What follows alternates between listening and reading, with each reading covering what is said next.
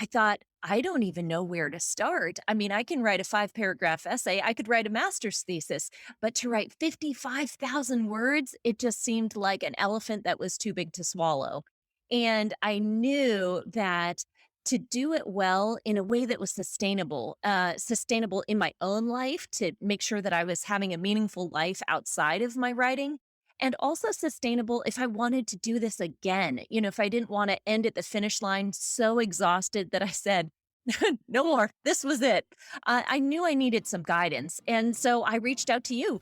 I'm Ann Croker, writing coach. If you're tuning in for the first time, welcome. If you're a regular, welcome back. I'm sharing my best tips and training, skills, and strategies to coach writers to improve their craft, pursue publishing, and achieve their writing goals. This is episode 242. Find your book midwife, say yes before you're ready, pitch to build platform, and authentically engage with readers. This is an interview with author Clarissa Moll. Clarissa is an author and podcaster and the young widow of author Rob Moll. Clarissa's writing has appeared in Christianity Today, The Gospel Coalition, Relevant, Modern Loss, Grief Digest, and more. Her debut book, Beyond the Darkness, A Gentle Guide for Living with Grief and Thriving After Loss, is forthcoming from Tyndale in 2022. Clarissa co-hosts Christianity Today's Surprised by Grief podcast and hosts the weekly Hope Writers podcast, The Writerly Life. She lives a joyful life with her 4 children and rescue pup and proudly calls both New England and the Pacific Northwest home. I can't wait for you to get to know Clarissa better and be inspired by her story and her advice. I have Clarissa Moll on the show today, and I am so excited for you to get to know her better. Clarissa, hi. Thank you for being here. Thanks so much for having me, Ann. Well, I thought what might be interesting for people to experience this is sort of starting with where you are and then backtracking and telling the story of what brought you to where you are. Because I think your publishing journey, your writing journey is so entwined with your personal story that people are going to be just hanging on the edge of their seats because there's so much going on there. So let's start at where you are, and then we'll flash back and follow that path up to where we are today.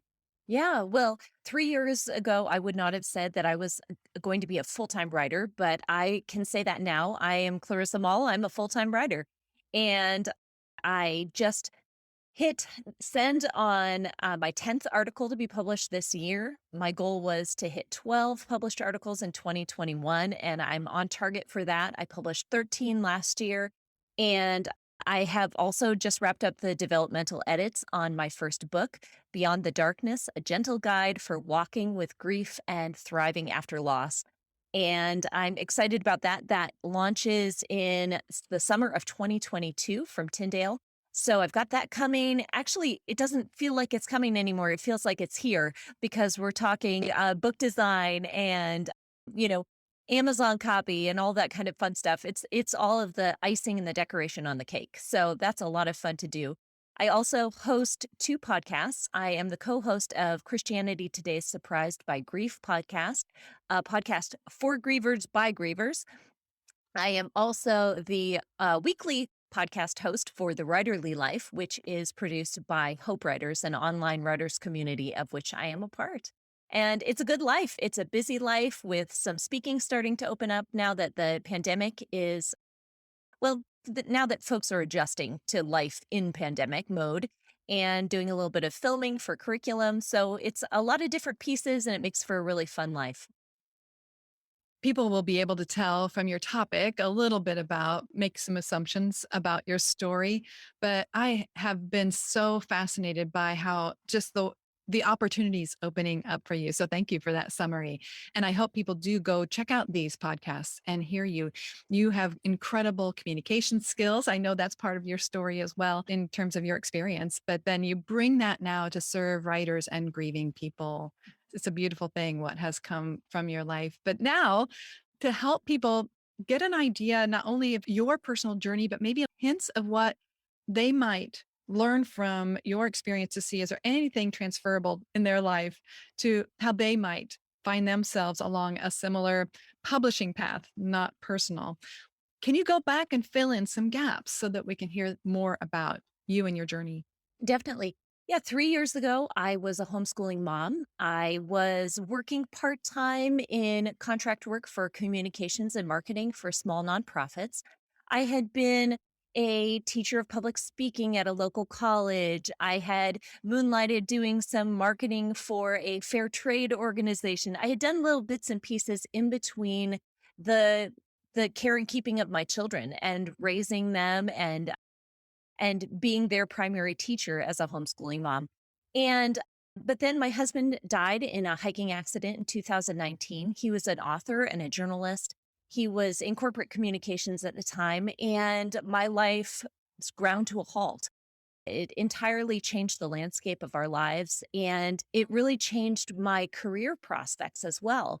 Suddenly, I went from being a homeschool mom with, work as the icing on my cake to wondering how I was gonna provide for my family, what career path I could choose that would balance the hard story that I was living and also that real need to generate some income, to make a dollar, to feel some sense of security in a career. And so what I did was just turn to what I knew. I turned to writing again, and this time I said, you know what? I think I'm going to rely on some corporate clients for a little bit of the writing that was familiar, but I'm going to step into something new and talk about grief because what I found as a young widow was that there weren't a lot of resources for women who were my age, for people who had lost a loved one, really before retirement age. And so I saw, hey, you know what? There's a gap here. And writers are always looking for those gaps, aren't they? They're always looking for where they can find a niche to speak a story that will resonate with an audience. And I discovered this and I thought, hey, let's give it a go. So I began writing.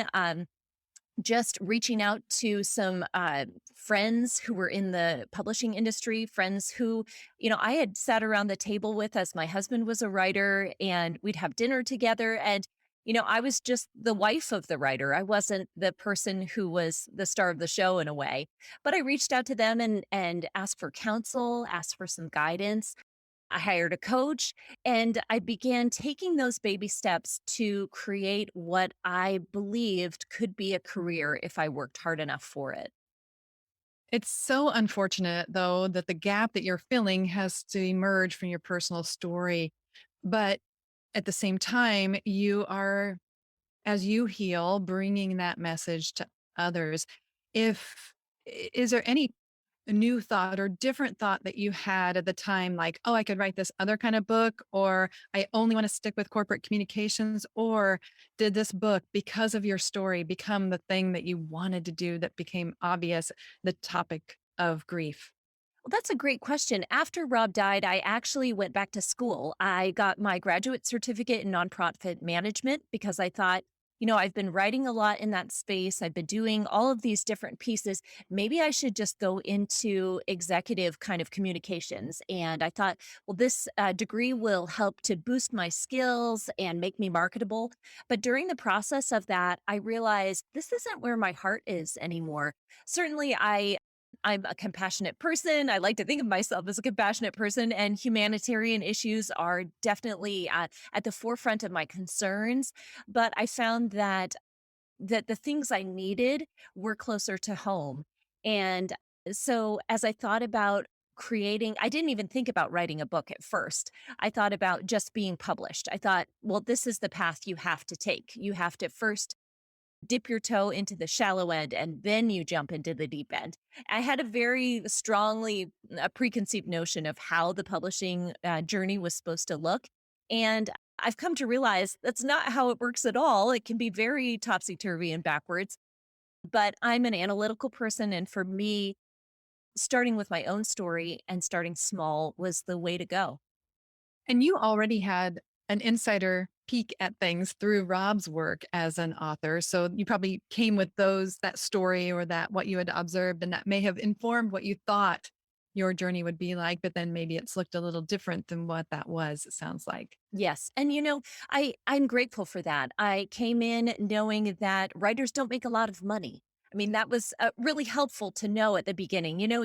If you're a writer and you tell somebody that you're working on a book, they suddenly think you're Stephen King.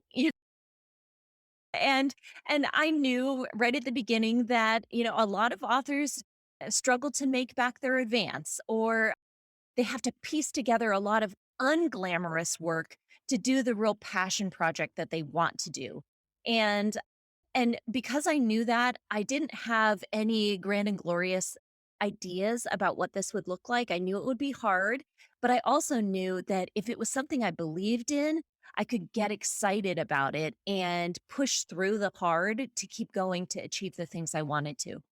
I'm so glad you did. And you've got this incredible resource coming out in 2022. And I just think that your path is one that truly shows your compassion and care for people. And now in this very specific way that includes your story. So I'm excited that you chose that for your future readers and the current people that you're engaging with as well.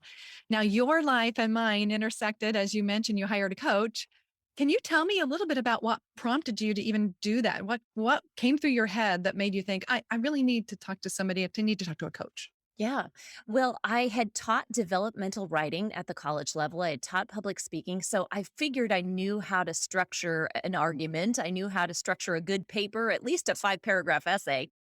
But as folks in my life kept saying to me, you should write a book, it's along the way. And so I found in you and my book, Midwife.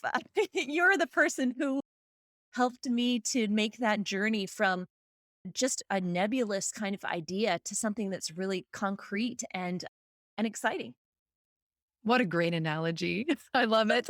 And I love being along for this whole process. Well, I've been only a step along the way. And I think that's something interesting about writing coaching is that you don't always, it's not always a long term relationship where you're walking all the way through. Sometimes we walk someone just from here to there is really what happened with you. And probably the point at which you no longer needed a coach was when you acquired an agent, you signed with an agent. But I'm curious and I don't want it to be all about coaching, but I am curious. What would you say was the biggest takeaway that you were like, this really helps? This changed the way I think about my book or my writing life working with me? Well, I think that the clarity that you offered me was the thing that I continually return to. And, we think about clarity as writers as having an aha moment. But really, what you taught me was that clarity comes from the little steps along the way. One of the exercises that I have gone back to time and time again that we did together, you encouraged me to write a list of 10 things. And when if I struggled with making my list of 10, I had to write another 10. And, when you were out of ideas, just force yourself to put pen to paper. And that's where clarity is born. It's not born in the writer's retreat over a long weekend, at a cabin by the lake. It's born out of those very ordinary, disciplined kind of practices that I feel like you taught me.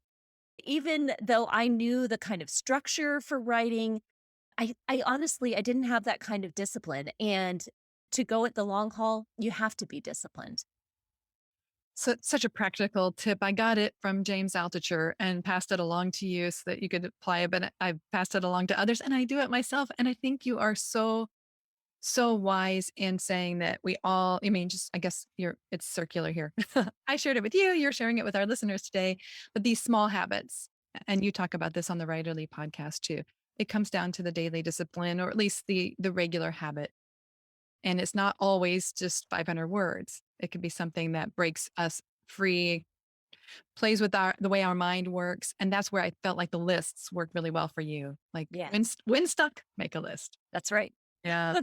Well, tell our listeners what happened after that, or just like a little bit more about that journey. Because I think right now what they're seeing is out of your loss, you had to quickly make some adjustments to your life. And you had this path into exploring what that could look like, corporate clients. You had the communications background. And then you begin to see you want to pursue a more meaningful message through a book. Now you hire a coach. Let's move on from there in your journey, if you don't mind it. Anything Yeah. that kind of comes along the way, tips that you might have for our listeners.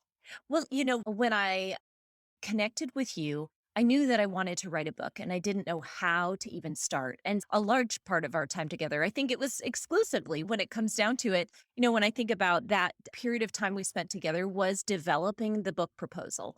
And I was particularly grateful for the way that you helped me craft the content. I'll be honest, a suspicion of coaching. It seems like everybody can be a coach these days. And so, what does the coach actually offer me? And I had an inkling that a coach was sort of like a middleman, that if you wanted to, you could really just facilitate this whole thing yourself.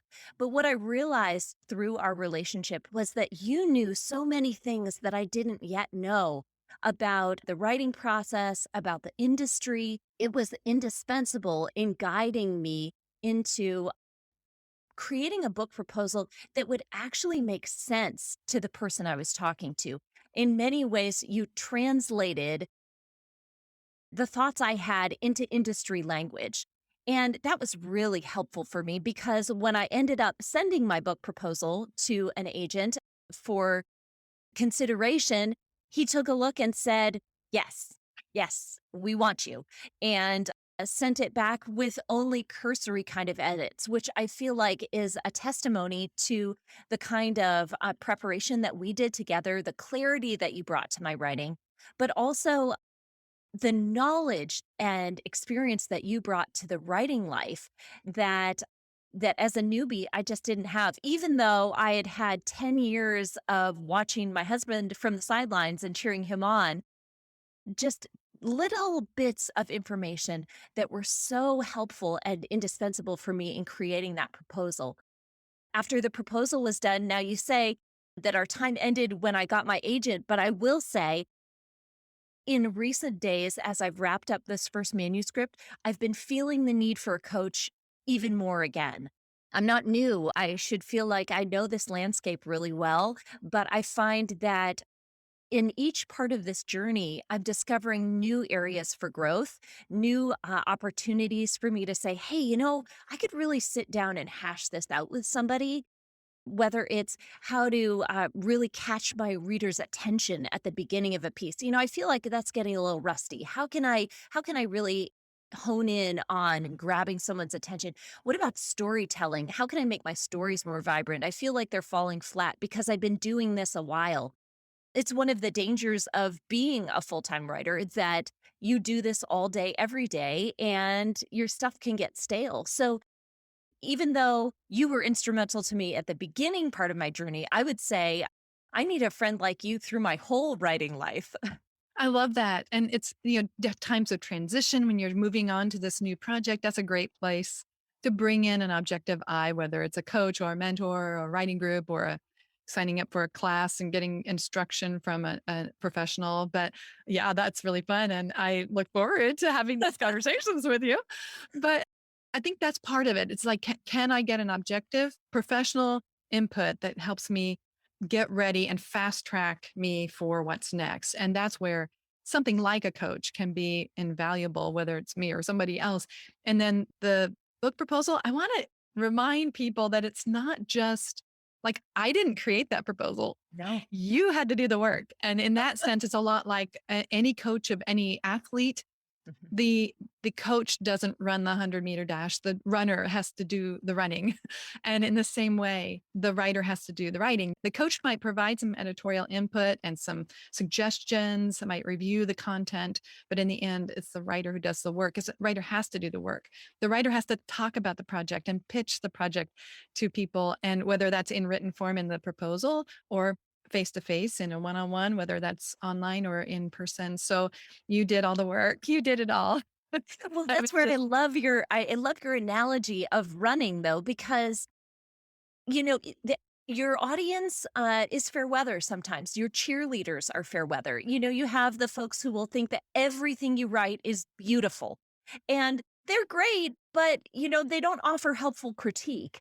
And you've got folks who you just can never seem to please. They always talk about the thing you didn't mention in your blog post or in your article, and you're never going to satisfy those either. And so that's where as someone who is a writer themselves, another companion on that journey, someone who's going to cheer you on from the sidelines is so valuable because they have both the knowledge to give you helpful critique and also the wealth of wisdom to offer you the encouragement that you really need to stay the course and to keep going when you feel discouraged.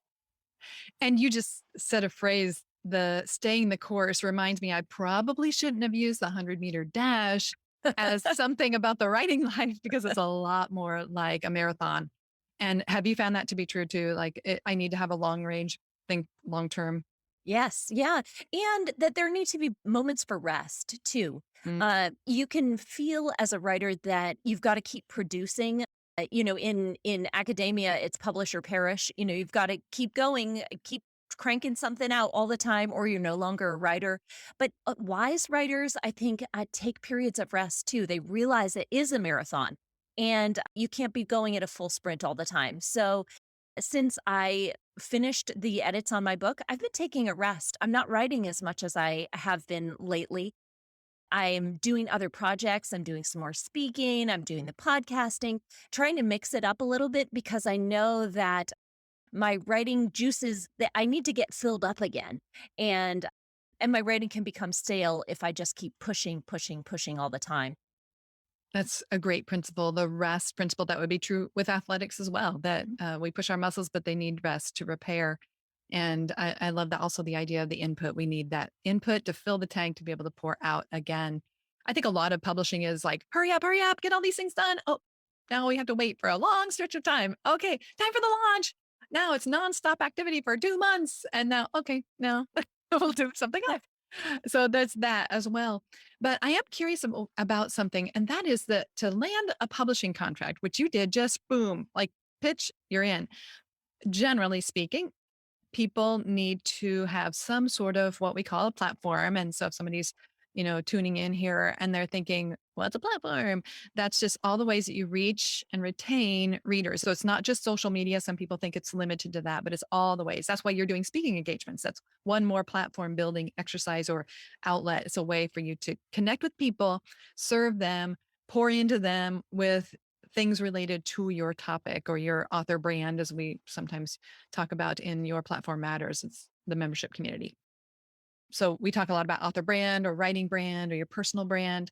And so you want to do activities related to that so that you're reaching more and more people. Where were you at when you pitched this book? Because you had to have had some sort of platform to hear a yes.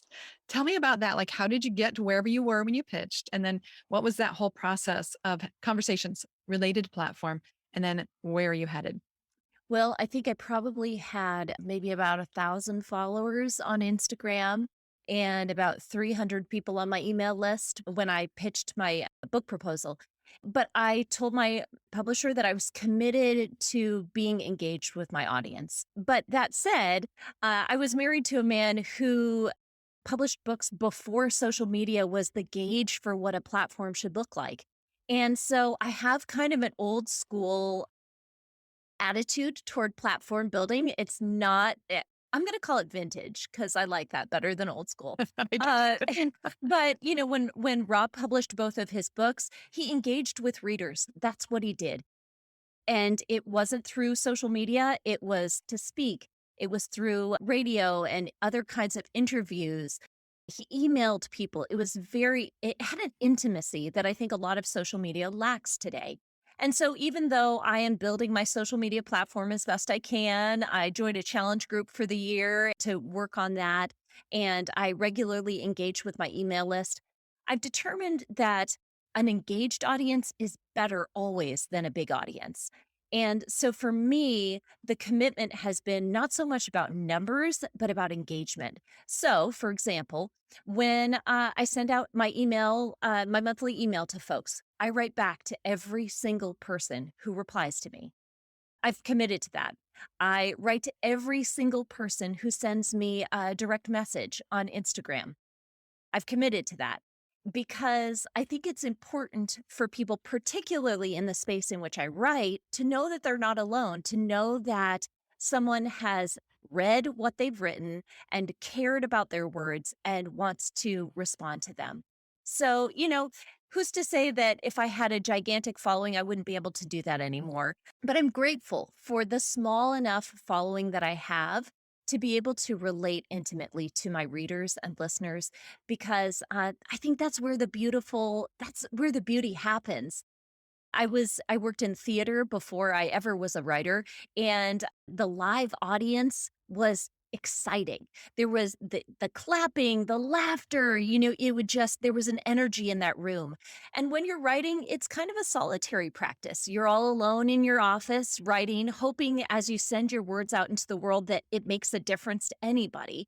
And and I think by committing to that kind of regular engagement with people, you get some of that energy that I used to feel on stage, and and that's where the real magic and beauty happens in writing. Yeah, and for all that we don't like about social media and all of its shortcomings, there is that more closer to an immediate feedback that I really appreciate. I was blogging when it was really just starting to become something, and there was a lot more vibrancy. What's happening now in social media was happening in the comments section of people's posts, but I still always kind of felt like I was writing a message on a piece of paper, rolling it up and sticking it in a bottle and then just throwing it out in the ocean and hoping people find it, which was really all we had access to because there wasn't a way to present a little link to it on social media because social media was just barely beginning back then. So this is a new opportunity where everything can kind of enhance something else, but your commitment to intimacy and real interactions, that's my heartbeat too when it comes to platform. Like I think it's just an unfortunate label we've given it because platform sounds so much like I'm going to stand on a stage and give a presentation and be in front of everybody versus I am going to connect with people in a meaningful way, sometimes one on one, sometimes one on many. Mhm. But in the end, I'm here to serve people, show up for them, connect with them, and and hopefully bring some sort of meaning into their life. So I love that you have made that commitment to people in a vulnerable, aching kind of place in their life, moment in their life, phase of their life. Well, I mean, grief is from that point forward. And your commitment to meet people there is exactly what I would want if I were in that place. Somebody like you to come alongside me. That's really beautiful. So, okay, so now you've got your book proposal landing with an agent. Your book is coming out, you're looking ahead, you've got these new opportunities. How did those happen? Some of the things that happened in between. How did you land these podcasting gigs and all of this? Tell me about that phase or that aspect of your work. Well, the beautiful thing is that once you get your words out into the world, people read them. I mean, that's The bottle gets exciting. pulled out of the ocean. Wow, I love that. And as people would reach out, I would say yes as much as I had bandwidth for. I think when you're a new writer, you say yes all the time. And back in my acting days, I had an audition, and the acting professor said, "Could you do an Irish accent for this audition?" I said, "Oh, I don't know how to do that. I'm sorry." And, nothing ever came of it. And a couple weeks later, he came to me and he said, "I wanted to give you that role, but you said you couldn't do it. Next time, say, I'll learn how." And that kind of perspective has been really helpful for me as I have said yes to things that are really beyond whatever I have done before. Had I podcasted before? No. But when someone invited me to do the Christianity Today podcast, I said, I'll learn how. I'll get the equipment. I'll learn how to do the technology. I will do it.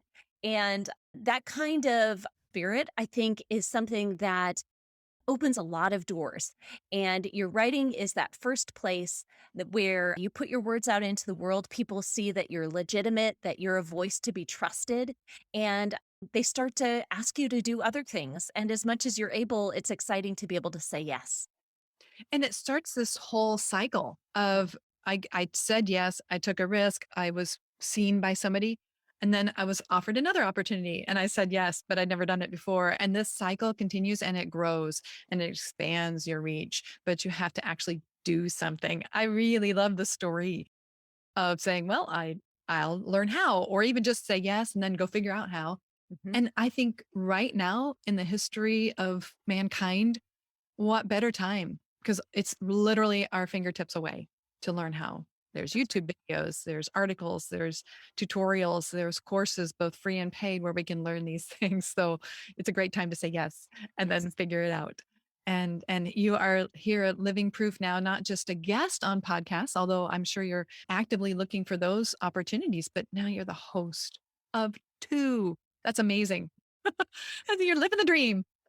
Well, I think it's that agility, the ability to try new things and the excitement that goes along with it that makes your writing life exciting. When you feel stale, when you don't have a lot of ideas, try something new. Maybe it's writing in a different genre, or for me, it has been doing more speaking. It has enlivened me. Sometimes I get off of a podcast recording and I say, I've got an article idea. I need to go jot those notes down. And it's something I never would have, wouldn't have come to me if I had just sat and pondered for a while. I needed to be doing something different that was adjacent to my writing life to be able to get a new idea. That's really neat. You're actually mining some of the other opportunities that may have felt like they stretched you beyond your comfort zone. That's right. And that's that growth mindset that we hear so much about. But I think that there's a lot to it. If we have the limited mindset where, like, oh, I don't know, I've never done that, I don't know how, probably it's not my thing. But if you've never tried, if you have a little bit of a playful or experimental mindset, then that kind of allows you some sort of breathing space and some openness to try new things. And you're living that out so well. And your advice is so sound to be able to encourage people to say, you know what? I haven't done it, but I'll try. That's right. So now when you look ahead, what do you see? Well, I know you mentioned that you're like, I got new projects. Maybe I need to talk to a coach. But like when you look ahead, where do you see yourself going? Do you see a trajectory? I can't say it. Trajectory. Well, I think when authors publish their first book, there's some exhaustion that comes after that of, oh, the baby's born. All right, let's just have a little honeymoon, baby moon period. But you quickly can worry about becoming obsolete. And I think it's because so many books are published all the time. There's so many words out in the world already. You've put your words out and you don't feel like maybe you have any left. And I've certainly felt that way. Whatever would I have to say next? I have just said all the words I could ever say. And that's where I think the rest period has been really helpful for me since finishing my manuscript to say, okay, let's dream big and dream differently and see what comes of that. When I think about writing, I told my agent early on, I want to do this for the long haul. I want to do what it takes to keep doing this because whether or not writing becomes the source of income that I hope for over, 10, 20 years from now, I enjoy the process. I enjoy engaging with readers. And I'd like to do it just for that, for the pleasure of doing that. And so, if you're going to do it for the long haul, it means taking some time to rest, but also taking some time to think outside the box. And so, I've been trying to think about what other things I could do that relate to my writing life. Should I build speaking more? Should I be expanding podcasting? Should I try to do some sort of retreat where I can be writing new materials that are actually more interactive, maybe group resources, trying to think beyond just book writing? And that's exciting for me because honestly, I hadn't thought about those things before. I had just been thinking about this book baby and getting it born. And now, as I enter into this new stage, trying to think about how writing can be sustainable for me in the long haul, I'm thinking about diversifying in more ways than I ever did before. I also hesitate because I know that there's some pressure too, once you publish a book, to sort of build your writing empire. And, oh, it's time to start a course or it's time to start this or that, the other thing. And I think that's where I always check with my heart. Is that where your heart is? Does it seem like, do you need to write a new lead magnet because you know that this is what drives traffic and you feel the pressure to perform or to keep doing something? Or is it really that you feel like you have something valuable to share? And so, for in that space, checking my heart is a really good practice to say, am I trying to build an empire here or am I still doing the thing that I love And am I reaching people with words that matter? And when I do that, I find that I can take a break to rest without feeling any guilt. And I can try a new project without worrying that it'll fail because I'm excited to serve my reader in new ways. What is the backbone of your platform? What do you do and keep doing and do more of that's the same? Because you talked a lot about doing new things, but what is your core? I pitch and write articles, and I love to do it. I have a list on my phone where I keep article ideas, and I usually get like an idea. And then if I start to get bullet points underneath it, a lot of times when I'm driving, I'll have my daughter like, "Hey, can you pull out my phone? I've got some ideas." And once I start to see stuff kind of globbing together around an idea, I think, "Oh, okay, it's time to pitch that." And I pitch it because that makes me have to write it if they say yes. And I like that external commitment that there's a little bit of pressure there. And as soon as I have committed to writing it, I start trying to get the idea for the next one because I want to keep the momentum going. Wow. So you do this while writing other projects like books or other things. Do you ever find yourself like, oh, I'm spread too thin? Um, no, I haven't yet, but I think it's because I know pretty well my bandwidth. I'm a solo mom. I have to make space for my kids. I have to make space for grief because even 2.5, almost 2.5 years in, sometimes stuff comes up and I have a really tough day. And I've got to make space for that. So, because I've learned to create margin in my life through the difficulty that I have endured, I think it has overflowed into some really healthy margins in my work life too, where I'm able to say, you know what? I can't take another article without pay this month. A pro bono project. I'm sorry, I can't do that. Or I have to wait on responding to these edits until next week because my daughter has a volleyball game and I'm committed to being there. So those kind of just normal kind of everyday life practices, I think have been elemental in helping me build a writing life that doesn't break me in the end. If I can just camp out here for just a second on the Yeah. pitching and submitting articles, what do you say would be the biggest benefits? I'll say plural, assuming there's sometimes pay. Mhm. And I would assume you get in front of those audiences, credibility, visibility, and then maybe like signups. Do you see people signing up to be a part of your newsletter or to visit your website? Tell me all that you have gained and why it's become your core platform. Definitely. Well, credibility is one of them. I am always looking to publish in new credible places that I haven't published before. You've all been to, listeners have been to websites where you see as seen on, and then it'll list, eh, eh, the Today Show and, this, and this. And I think about in terms of credibility, I think about that list too in my head. Okay, where has my name appeared and where does it need to appear so that I can feel like my presence as a published writer reflects who I really am? So I work on credibility as well, but there's also an energy with audiences when you're publishing regularly. I do get a lot of new signups to my email list. I mean, it's amazing how it happens. I can tell, the day that an article is published online, I might get 50 new email signups that day. And, will those people stick around? I don't know. But if they don't stick around, I guess they weren't my people. That's okay. And and if they do, wow, I've just made some great connections, some folks who are going to be invested in flourishing and crafting their own new story and I'm excited about that. So there's growth that happens, there's credibility that happens. There's also just the excitement of the turnover that happens. I think when you're working on a long project, and that's why I like to publish short things while I'm also working on book writing, because a long chapter feels like a very long chapter when you've been working on it a long time. And it's exciting to write 1,200 words and send it off into the world and be able to say, I'm done, and get a little instant gratification from seeing it published. I 100% agree with that and advise that to anybody who's a writer. your brain needs some closure and just a little sense of celebration, just like that completeness.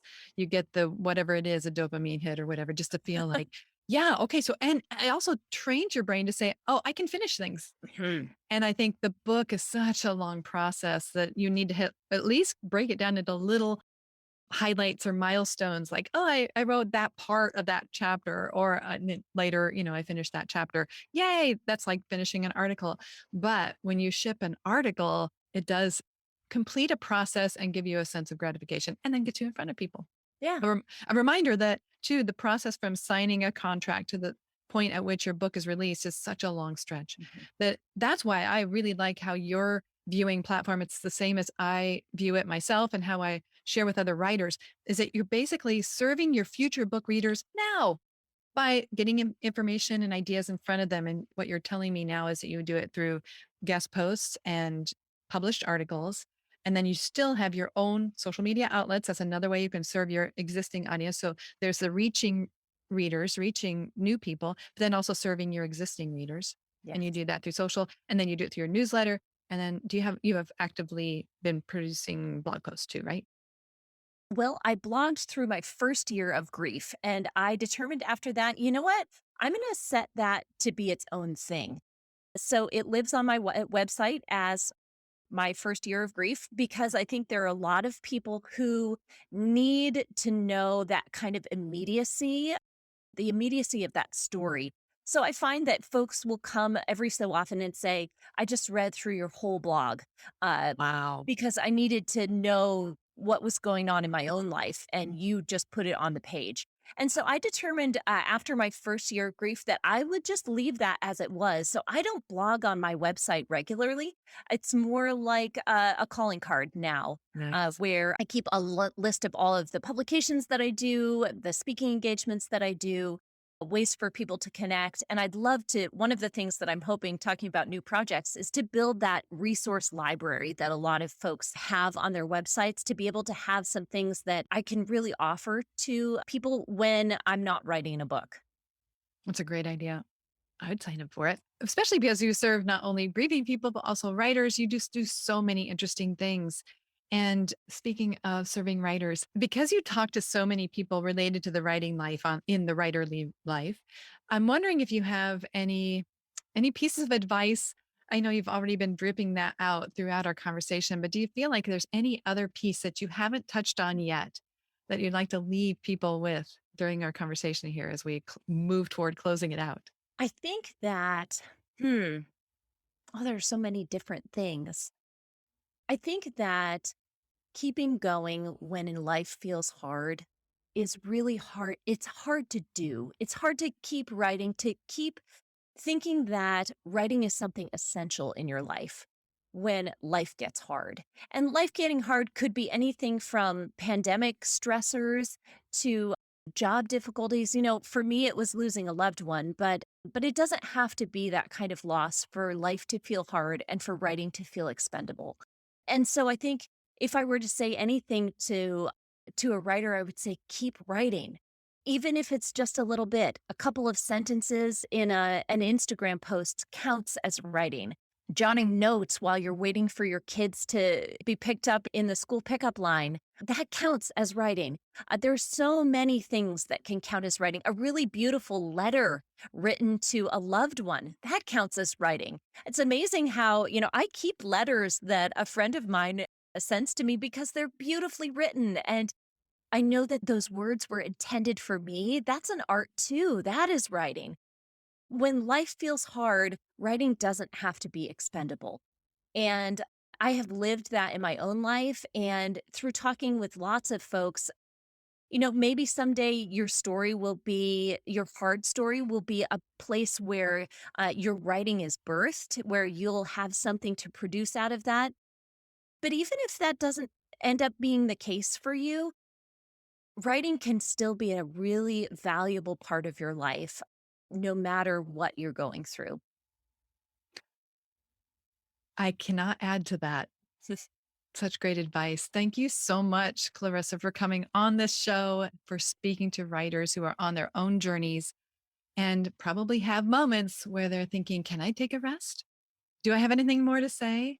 And can I keep writing? And I think you just gave them many, many ways that they can go about that. Thank you. How can people get to know you better? How can they find some of the resources when you get that resource page up? Tell people how they can connect with you. Well, my happy place on social media is Instagram, so you can find me at Moll Clarissa. It's Moll like doll, Moll Clarissa, and visit me at my website clarissamoll.com. If you, especially if you are a grieving person or you have someone in your life that you're walking with through a difficult time, sign up for that email that I send out monthly. It's full of encouragement. It's writing that I don't put anywhere else. So I committed to that early on that my email writing, that newsletter is going to be exclusive just for the folks who sign up for it. So you'll get some encouragement in your inbox, a way to walk beside somebody in your life who's struggling. And I'd like to walk beside you too. Beautiful. Thank you again for being here. Thank you.